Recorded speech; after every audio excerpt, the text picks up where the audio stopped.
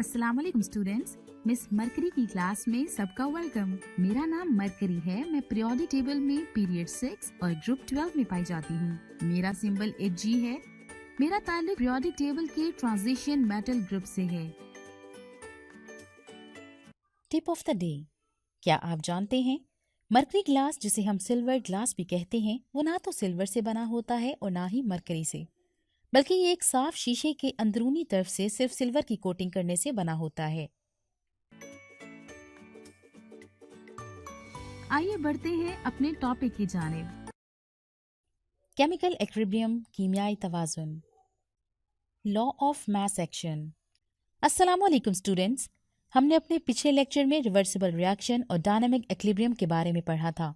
मुझे उम्मीद है कि आपको काफ़ी मालूमात हासिल हो गई होंगी। आज का topic law of mass action के बारे में है। इस लॉ को सबसे पहले गर्लबर्ग और वेक ने 1969 में पेश किया। आइए इस पर एक वीडियो को देखते हैं।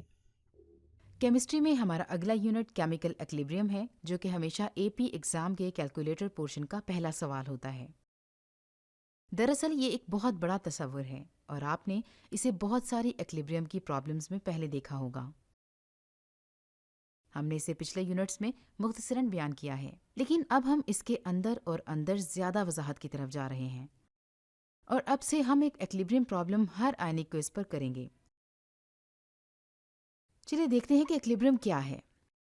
इसमें फॉरवर्ड रिएक्शन की शरह रिवर्स रिएक्शन के बराबर होती है, बिल्कुल इसी तरह जैसे आप किसी ट्रेडमिल पर भाग रहे हों। जब आप ट्रेडमिल पर होते हैं तो आपके पीछे जाने की शरह आपके आगे जाने के बराबर होती है। अगर आप ऐसा नहीं कर सकते तो आप ट्रेडमिल से गिर जाएंगे, और अगर आप तेज जाने की कोशिश करेंगे तो वापस आने में मसला होगा और आप सर के बल गिर जाएंगे। तो केमिस्ट्री में आप एक्विलिब्रियम की हालत में हैं। हम इसको रिएक्शन के तरीकों से डील करेंगे। रिएक्शन एक्विलिब्रियम पर है। रिएक्शन एक्विलिब्रियम की हालत पर पहुंच जाएगा। हम दिखा सकते हैं कि एरोस के निशानात बदलने से रिएक्शन की कौन सी साइड को फायदा पहुंचता है। आपको एक छोटा रिवर्स एरो लगाना है अगर रिएक्टेंट्स को फायदा पहुंच गया हो तो।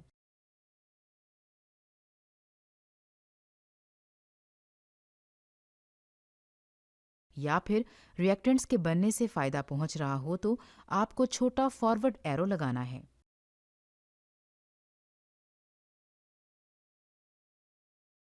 एक्विलिब्रियम को डायनामिक कहा जाता है, जिसका मतलब है कि ये मुसलसल हरकत में है। किसी भी दिए गए लम्हे में हैबर प्रोसेस में नाइट्रोजन और हाइड्रोजन एटम्स आपस में टकराते हैं अमोनियम बनाने के लिए, और इसी वक्त अमोनियम आयंस दोबारा नाइट्रोजन और हाइड्रोजन में टूट जाते हैं, बिल्कुल ट्रेडमिल की तरह। इसकी मिसाल ऐसी है कि आप ट्रेडमिल पर मुसलसल हरकत में हैं। एक्विलिब्रियम की हालत में रहने के लिए इस बात को जहन में रखें कि मैंने कंसंट्रेशन का कोई हवाला नहीं दिया, क्योंकि एक्विलिब्रियम का कंसंट्रेशन से कोई ताल्लुक नहीं है, लेकिन ये कंसंट्रेशन से असरअंदाज किया जा सकता है। ये ऐसे नहीं है कि रिएक्टेंट्स को प्रोडक्ट कंसंट्रेशन के बराबर होना चाहिए। ये बहुत ही कम होता है कि एक्विलिब्रियम आपके रिएक्टेंट्स और प्रोडक्ट्स एक दूसरे को कंसंट्रेशन में बराबर कर दें, बल्कि ये कभी भी नहीं होता। ये वो रेट है जो कि एक्विलिब्रियम में अहमियत के हामिल है। अगर हम दो रिएक्टेंट्स की कंसंट्रेशन का ग्राफ देखें, जबकि ये वक्त के हिसाब से प्रोडक्ट की कंसंट्रेशन है, मैं ये तस्वुर करती हूँ कि ए और बी मेरे रिएक्टेंट्स हैं, क्योंकि ये मेरे प्रोडक्ट्स बना रहे हैं, जो कि सी और डी होंगे, क्योंकि इनकी कंसंट्रेशन कम होते हुए नजर आती है। इसके बरक्स जो कंसंट्रेशन इस नुक्ते पर नजर आ रही है, जिस पर हर लाइन फ्लैट लाइन की तरफ इशारा करती है, वो पॉइंट जहां पर लाइन की फ्लैट लाइन है, वो टाइम है जो कि एक्विलिब्रियम तक पहुंचने में लगता है, और ये टी से या फिर टी ई से या टी ई क्यू से दिखाया जाता है। इन सब का एक ही मतलब है।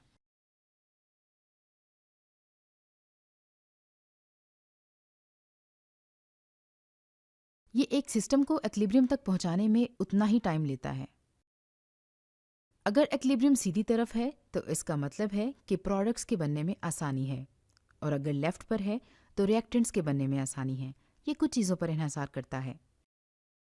ये इनिशियल कंसंट्रेशन पर मुनहसर है, क्योंकि अगर आपके पास ज़्यादा रिएक्टेंट्स या ज़्यादा प्रोडक्ट्स हैं तो किसी भी सॉल्यूशन में टकराव बहुत ज़्यादा होगा और रिएक्शन तेज़ हो जाएगा। इसीलिए रिएक्शन की शरह इस तरफ या उस तरफ ज़रूर असरअंदाज होगी। रिएक्टेंट्स और प्रोडक्ट्स की रिलेटिव एनर्जी भी इस चीज़ को साबित करती है कि इक्विलिब्रियम किस तरफ जाएगा, क्योंकि अगर आपके रिएक्टेंट के पास ज़्यादा एनर्जी है तो ये आपस में टकराएंगे और ज़्यादा फ्रूटफुल अंदाज में टकराएंगे और ज़्यादा प्रोडक्ट बनाएंगे, और इसी तरह आपके प्रोडक्ट के साथ होगा। आपके रिएक्टेंट्स और प्रोडक्ट्स की डिग्री ऑफ ऑर्गेनाइजेशन। याद रखें कि कुदरत हमेशा खराबी को फेवर करती है। और आखिर में के की वैल्यू, ये कैपिटल के है, छोटा के नहीं है। छोटा के भी ठीक होता है, ये आपके रिएक्शन के रेट की वजाहत करता है। बड़ा के एक बिल्कुल मुख्तलिफ चीज़ है और हम बड़े के की तरफ जा रहे हैं और हम अगली पूरी वीडियो में बड़े के की तरफ देखेंगे। आपके लिए ये लेसन पेश किया जा रहा है बड़े के की तरफ से। जैसा कि मैंने साल के शुरू में मैथ सेक्शन एक्सप्रेशन में आपसे पहले ही जिक्र किया है, लेकिन यहाँ हम इसकी ज़्यादा वजाहत में जाएंगे। अब लॉ ऑफ मास एक्सप्रेशन एक इक्विलिब्रियम कांस्टेंट के साथ काम करेगा, जिसको हमने बड़े के से दिखाया है। इसको छोटे के साथ बिल्कुल कंफ्यूज नहीं करना। मास एक्शन एक्सप्रेशन या इक्विलिब्रियम कांस्टेंट प्रोडक्ट कंसंट्रेशन तकसीम रिएक्टेंट कंसंट्रेशन के बराबर होता है, लेकिन इससे आगे भी बहुत कुछ है। अगले लेसन को समझने के लिए हमारे लिए यह जानना ज़रूरी है कि product concentration divided by reactants के प्रोपोर्शनल है।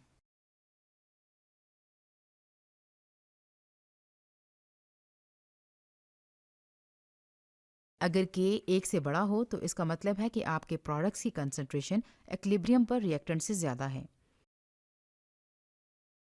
तो इसका फॉरवर्ड रिएक्शन प्रोडक्ट्स को इक्विलिब्रियम पर ज़्यादा फ़ायदा देगा। आपके पास एक इम्प्रॉपर फ्रैक्शन है, इसलिए ये एक से ज़्यादा है, इसलिए प्रोडक्ट्स रिएक्टेंट से ज़्यादा होंगे। अगर के एक से कम हो फिर रिएक्शन रिएक्टेंट्स को फ़ायदा देगा। इसका मतलब है कि आपके पास ट्रू फ्रैक्शन है।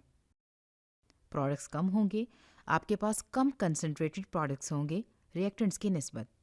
इक्विलिब्रियम कांस्टेंट एक्सप्रेशन एक बैलेंस्ड इक्वेशन के लिए स्टीशियोमेट्रिक वैल्यूज़ की मदद से लिखी जा सकती है और इन वैल्यूज़ तक बढ़ाई जा सकती है।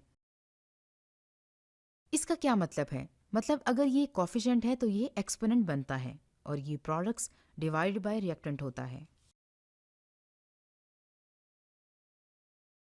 तो हैबर प्रोसेस के लिए के जो इस इक्वेशन को याद रखते हैं, यहाँ अमोनियम की कंसंट्रेशन का स्क्वायर है, क्योंकि इसके पास 2 का कोफिशिएंट है जिसको नाइट्रोजन की कंसंट्रेशन के साथ डिवाइड करते हैं, क्योंकि इसका कोफिशिएंट 1 टाइम होगा। हाइड्रोजन की कंसंट्रेशन का क्यूब, क्योंकि इसका कोफिशिएंट 3 है और हम इसे के कहते हैं क्योंकि ये इक्विलिब्रियम कंसंट्रेशन के लिए कांस्टेंट एक्सप्रेशन है।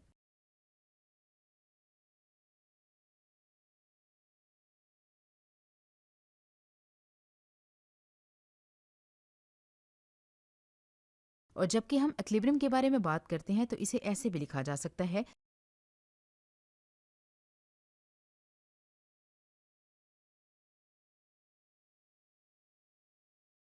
के ई क्यू। ये तीनों एक जैसे हैं। मेरा इक्वल का साइन मेरी फ्रैक्शन से गुजर गया है।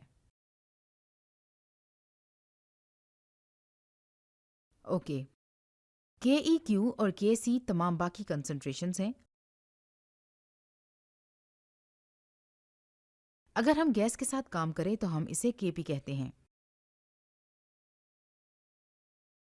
गैसेस के साथ हम प्रेशर वैल्यू का इस्तेमाल कर सकते हैं, तो एटमॉस्फेयर, टॉर्स, मिलीमीटर्स, मरकरी, जो कि मेरे दिमाग में कैमरे की तरह फिट हैं।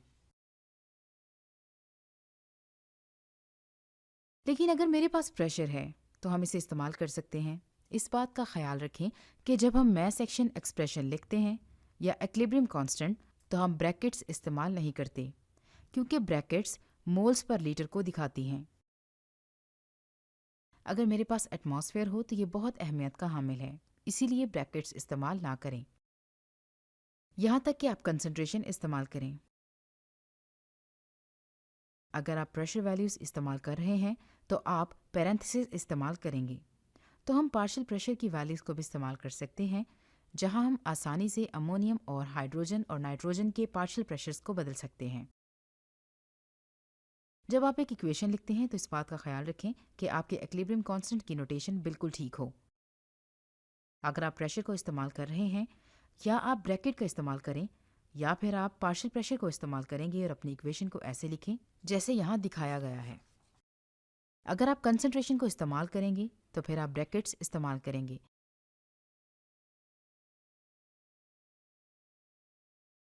क्योंकि केमिस्ट को ऐसा करके बहुत खुशी होती है।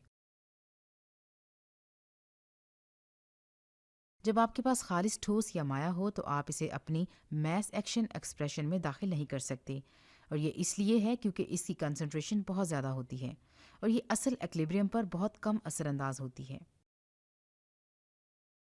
और जब कभी आपके पास पानी हो और पानी खालिस माया है या खालिस चीज़ है तो ये एक्सप्रेशन में जाहिर नहीं किया जाता।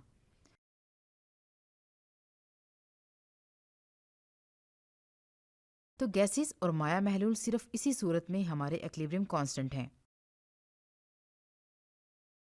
गैसेस माया हालत में सिर्फ तब हो सकती हैं जो इक्विलिब्रियम कांस्टेंट की सूरत में होंगी।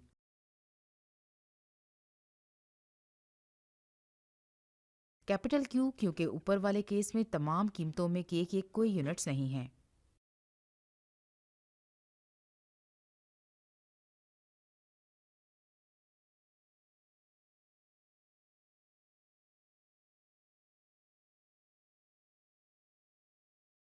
तो अगर मुझे ऊपर वाले रिएक्शन का मैथमेटिकल एक्सप्रेशन लिखने को कहा जाए तो ये बहुत आसान है, क्योंकि ये तमाम गैसेस हैं तो ये सारी गिनी जाएंगी, हम इन्हें गिनती से निकाल नहीं सकते। तो के बराबर होगा 2 टू द 4th के, क्योंकि 4 का coefficient H2O to the 6th होगा, क्योंकि coefficient 6 divided by ammonium to the 4th coefficient of 4 eight times oxygen coefficient of 7 या 7th होगा, क्योंकि ये कॉफिशेंट 7 है। तो हम कह सकते हैं कि हमारा KC KEQ है। अगर हमें प्रेशर की वैल्यूज़ दी जाएं तो हम बिल्कुल इसी तरह कर सकते हैं। हमारे पास ब्रैकेट्स की जगह पैरेंथेसिस है और हम इसको अपना KP कहेंगे क्योंकि हम प्रेशर की वैल्यूज़ के साथ काम कर रहे हैं। हमारे पास पार्शियल प्रेशर भी हो सकता है। बस नाइट्रोजन का चौथा पार्शियल प्रेशर पानी के छठे पार्शियल प्रेशर पर, और आगे भी इसी तरह। अगर आपको ये वैल्यूज़ दी जाएं तो आप इन्हें आराम से लगा देंगे और के की वैल्यू के लिए न्यूमेरिकल वैल्यू को तलाश करेंगे और इसके कोई यूनिट्स नहीं होते।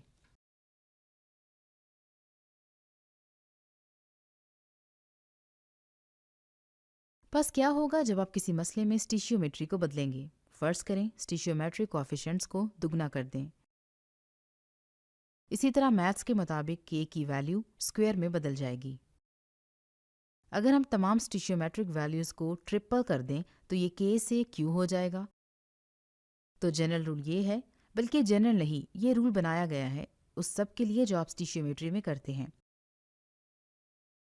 लिहाजा अगर मैं ज्योमेट्री को आधे से ज़रब दूं तो के की वैल्यू भी आधी हो जाएगी, और अगर मैं स्टिशियोमेट्री को दुगना कर दूं तो के की वैल्यू का स्क्वायर हो जाएगा। अगर हमसे के की वैल्यू का रिवर्स रिएक्शन में पूछा जाए तो ये के का इन्वर्स होगा, क्योंकि आपको याद है कि ये प्रोडक्ट्स डिवाइडेड बाय रिएक्टेंट्स होता है। अगर हम रिएक्शन को रिवर्स करें तो हमारे प्रोडक्ट्स हमारे रिएक्टेंट्स बन जाएंगे। ये रिएक्शन उल्टा हो जाएगा और हमारा के भी इन्वर्स हो जाएगा, तो ये के पर -1 हो जाएगा।